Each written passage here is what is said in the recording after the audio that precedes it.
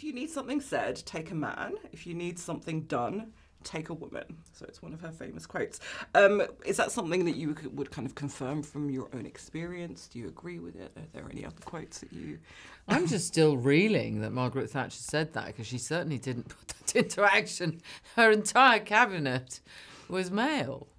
I don't know whether she meant that, should we say. But, you know, Marie Antoinette didn't mean cake either.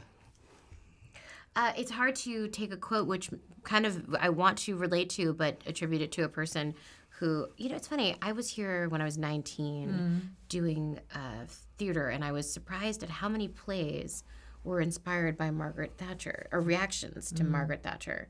And that so much of British theater came up as a reaction to it. So knowing that, it's hard to react positively to this quotation.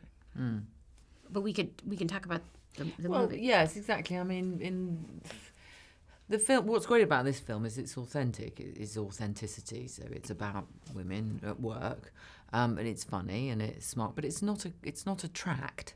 You know, it's a great story, wittily written, wherein, you know, there are, obviously you can pull out tons of stuff on everything, but the only reason for that is because it's real life experience. It's not designed to, you know, give messages. It's designed to entertain and make people laugh, and also make people laugh with that fantastic recognition that you get when you go, yeah, I know exactly what that's like.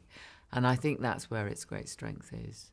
Absolutely, yeah. There was a lot I recognised in it, working in kind of TV. Yeah, I bet. So myself, but yeah. So Emma, you celebrated your 60th birthday recently, and I saw you on. I don't know. Celebrated's kind of maybe too strong a word. I sat and read a book all day. That's what I did. Wonderful. On the Ellen Show, I think you had said that it was the first time that you had started thinking about who you actually were. Yeah. So I'm wondering if you had come to any conclusions, or if not, who you would like to be. Well, I'd really love to be able to just shut people down like Catherine does, but I could never do it because, of course, Catherine hurts people. Which I can't deal with, you know, I just can't do that. It's impossible for me to do that. If I do it, I have to put it right. I mean, I'm pathological like that. So it would be a bad idea to take that as a step forward. But God, it was relaxing. It was so relaxing. You suddenly thought, oh, I don't have to make that any better. I don't have to make that better. I've just told that person to shut up. They've shut up, which is what I wanted. And now I don't have to do anything more. It's over. The exchange, the contract is settled, it's done. It's so relaxing. And I think for a lot of men, that's what life's like. You can just do that and you don't have to worry about it. Women spend the entire time thinking, oh my God, he just touched my knee. What do I do about that? If I say something, perhaps I'll hurt his feelings. I mean, we have this constant sort of cycle of, oh, maybe I don't want to. So yeah, I'd like that, but I will never have it. It's a dream. One can but dream. What is the biggest misconception people have about you in the press? Me? Either of you, both of you. Biggest misconception they have about me in the press? That's a great question, actually. Do we know? I'm not positive I know what I'm perceived as. Or even just people. Just what do you find people's biggest misconceptions are about you? I don't think people express their misconceptions to you. They don't rush at you and go, do you know what I think about you? Might be a misconception, but I think... I mean, probably that we look like this daily, that we normally look nice with good clothes on, and that, you know, we are also energised and well lit. I think that's probably the biggest misconception. Probably the biggest misconception for me is everything that Emma said about always being lit so beautifully with perfect hair and makeup. I woke up like this. No, I didn't wake up like this, but also that I am the characters that I play on my shows. I think that it is harder for people to imagine that I am an employer who talks to writers and edits and does that than one of the insane characters I play. That's probably it. So in Late Night, it's about this tough host who's at the risk of losing her job, partly because of her age. But meanwhile, in Hollywood, there's kind of lots of great roles for women in their 40s. Do you agree with that? Not in my experience. No, 40s actually was a bit bald as an era. 50s and 60s has been great. So it depends who you are, and it depends whether you can support yourself in other ways when there's a bald patch, which is what I would say to all women. Look, there's going to be bald patches because this is how it is, so get writing or do something else. You know, if you're an actor, you can probably do other things too, because often actors can sing and they can write and because they're creative people. And everyone's having to do that now. I mean, actors or not, everyone's having to have more than one job because you can't earn enough money doing one job anymore. The world is changing so fast, isn't it? Do you see age as a blessing or a curse? I see it as inevitable.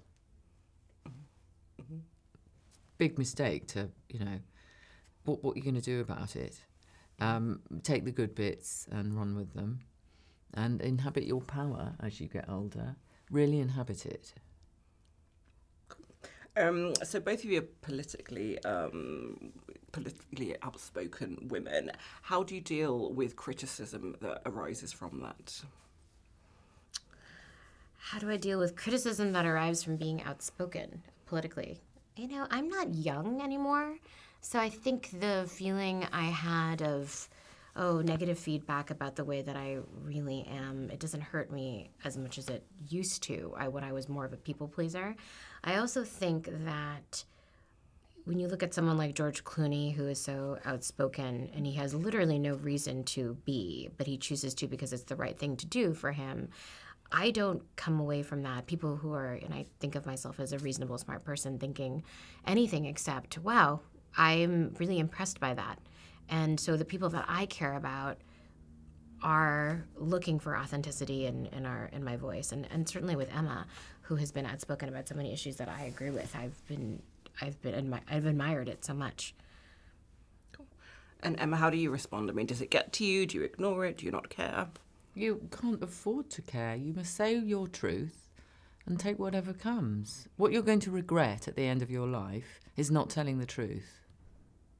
So, of course, and as you get... I mean, I've been politically sort of active all my life before I was famous. So when you're famous and you speak, you're going to get mudslinging. That's what happens, and it's always happened, and I'm used to it. And there's lots of chemistry between the both of you on screen. Is that something that you guys found happened just very naturally, or you had to kind of work at it? No, we just had it. One martini and it was...